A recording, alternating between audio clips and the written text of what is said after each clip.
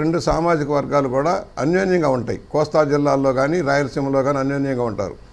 ఒకే సాంప్రదాయాలు, ఒకే కట్టుబాట్లు. రాయల కాలం నుంచి కూడా ఈ కమ్యూనిటీస్ మధ్య వైరుధ్యాలు లేవు, కలిసికట్టుగా ఉంటారు.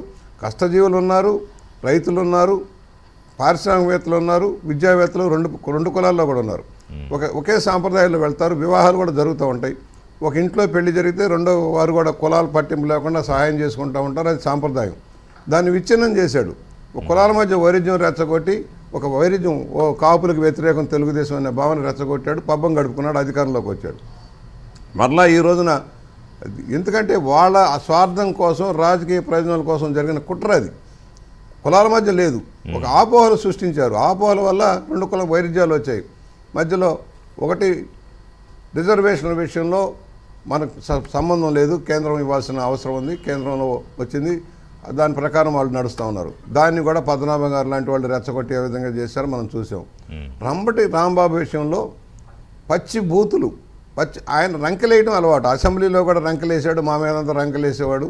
ఆయన ఆబోతులాగా వ్యవహరిస్తాడు. అనేక మంది ఉన్నారు. ఇవాళ ఆయన ఒక్కడే కాపు కాదు కదా, శివశంకర్ గారు కాపు కాదా, పవన్ కళ్యాణ్ గారు కాపు కాదా, ఇవాళ 35 మంది ఎమ్మెల్యేలు ఎమ్మెల్సీలు కాపులు కాదా, తెలుగుదేశంలో ప్రధాన పాత్ర వస్తుంది కాపులు కాదా, మా రామానాయుడు గారు కాపు కాదా? అలాగా ఎందుకంటే కులాన్ని ఆపాదించుకోవడం, ఆయన తప్పు చేసి కులాన్ని ఆపాదించుకోవడం, రెచ్చగొట్టాడు. రెచ్చగొట్టి నరికే రఫా అంటే సపోర్ట్ చేసి ఆయనే రఫా చేస్తాను, నేను వస్తాననే భయం సృష్టిస్తా ఉన్నాడు. నేను అధికారంలోకి వస్తున్నాను, రేపో మాపో సీట్ ఎక్కబోతున్నాను, మిమ్మల్ని ఊసకోతకు వస్తాను, బట్టలోడు దించి కొట్టిస్తానంటాడు. ఆల్రెడీ ప్రజలు బట్టలోడు తీశారు. 11 సీట్లకు ఎందుకు పరిమితం చేశారు? 151 సీట్లు ఇచ్చి చక్కటి పరిపాలన చేయమంటే ప్రజావేదిక కూల్చే దగ్గర నుంచి మొదలుపెట్టి రాజ్యాంగాన్ని గౌరవించలేదు, రాజ్యాంగం ఇచ్చిన హక్కులను గౌరవించలేదు, తప్పుడు కేసులు పెట్టావు, జైళ్ల పాలు చేశావు. ఆఖరికి ఏ కేసు లేదు అసలు. కనీసం ఉంటే ఒకవేళ ఎఫ్ఐఆర్ వేస్తే స్టేషన్ బెయిల్ ఇస్తారు. శివశంకర్ గారు కూడా తెలుసు, అంకారావు గారు తెలుసు. స్టేషన్ బెయిల్ ఇచ్చే కేసుని 54 రోజులు జైల్లో పెట్టారు చంద్రబాబు గారిని. అంటే నీ ఏ విధంగా డబ్బు మదాన్ని వాడావో ఒకసారి ఆలోచన చేయాలి. ఇవాళ బూతులు తిట్టి రెచ్చగొడతా ఉన్నారు. సోషల్ మీడియాలో మమ్మల్ని తిడతా ఉన్నారు. మా సోషల్ మీడియా చూపిస్తే ఋషి గారు భయంకరంగా ఉంటాయి. ఇంత వయసులో నేను కన్స్ట్రక్టివ్ క్రిటిసిజం, నాదంతా నిర్మాణాత్మక విమర్శ ఉంటుంది కానీ తప్పుగా మాట్లాడను. మమ్మల్ని బూతులు తిడతారు. ఇవాళ ఏంటి ముఖ్యమంత్రి కానీ ఆయన అన్న మా భాష ఏంటి? లాకో అంటే ఏంటి అర్థం ఏంటండి? రెచ్చిపారా కార్యకర్తలు.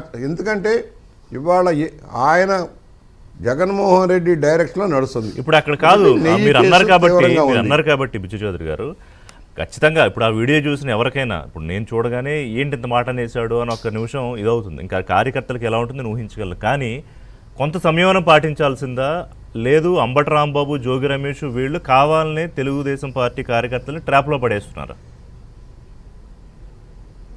ఇవాళ మచిలీపట్నం నుంచి మాజీ మంత్రి గారు రోజా కానీ, జోగి రమేష్ కానీ, అదేవిధంగా అంబటి రాంబాబు కానీ ఒక లిమిటెడ్ మెంబర్లు, అమర్నాథ్, ఇలాంటి వాళ్ళు ఒక 12 మంది తయారయ్యారు. సజ్జల రామకృష్ణారెడ్డి డైరెక్షన్లో బూతులు తిట్టండి, కేకలేయండి, రెచ్చిపోతారు వాళ్ళు, రెచ్చిపోవాలి, రాష్ట్రంలో శాంతి భద్రతలు నశించని చెప్పడమే ధ్యేయంగా పనిచేస్తూ ఉన్నారు. ఎప్పుడైతే ఒక నాయకుడిని 4 సార్లు ముఖ్యమంత్రిగా ఉన్న వ్యక్తిని పట్టుకొని సీనియర్ నాయకుడు, దేశంలోనూ సీనియర్ నాయకుడు, వాళ్ళ ప్రపంచవ్యాప్తంగా గుర్తింపు వచ్చిన నాయకుడిని తిడితే పవన్ కళ్యాణ్ గారిని ఆ రోజున వివాహాల పేరుతోటి ఎలా తిట్టారో మనం చూసాం. అప్పుడు కాపుకులం గుర్తు లేదా రాంబాబుకి?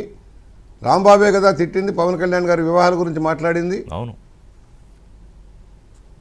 ఆ రోజు లేదా మీకు కులం గురించి గుర్తు లేదా? ఒక నాయకుడు, ప్రజాదరణ గల నాయకుడి గురించి తప్పుగా మాట్లాడి ఆయన్ని అవహేళన చేసుకుంటూ ఇవాళ ఆయన అధికారంలో ఉన్నారు, ఉప ముఖ్యమంత్రిగా ఉన్నారు, గౌరవించబడే స్థాయిలో ఉన్నారు, ఆయన గురించి లూజుగా మాట్లాడతారు. చంద్రబాబు సీనియర్ నాయకుడు, ఆయన గురించి బూతులు తిడతారు, మమ్మల్ని బూతులు తిడతారు.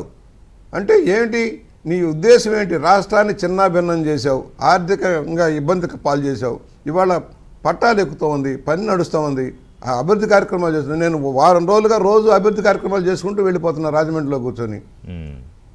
నిధులు కొరతున్నా కూడా డబ్బులు ఇస్తూ ఉన్నారు, ఏదో ఒక కార్యక్రమం నడుస్తూ ఉంది.